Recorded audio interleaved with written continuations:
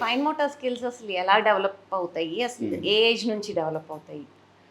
ఇది ఒక $100 million question అండి. తల్లులకు ఉపయోగపడుతుంది.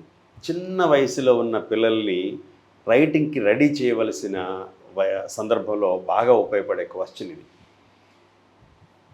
హ్యాండ్ రైటింగ్ సరిగా రావట్లేదు, లేకపోతే బాగుంది. ఒక అబ్బాయికి బాగుంటుంది, ఒక అమ్మాయికి బాగాలేదు.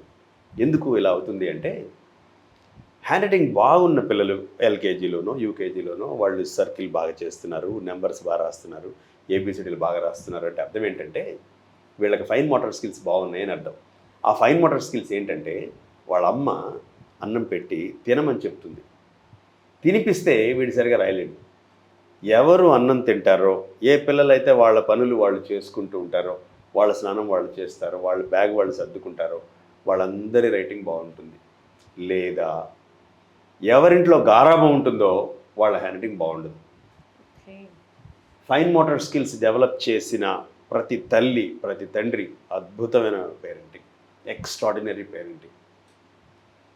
పిల్లల్ని ప్రేమించాలి, గారాబం చేయకూడదు. ప్రేమకి గారాబానికి ఒక తేడా ఉంటుంది. పిల్లలకి అవసరమైన విషయాలు అవసరమైనంత వరకు ఇచ్చే సపోర్ట్ ప్రేమ. పిల్లలకి అవసరానికి మించిన ఇవ్వడం అంతా గారాబం అవుతుంది. అవసరానికి మించిన చేసే సపోర్ట్ అంతా గారాబం అయిపోతుంది.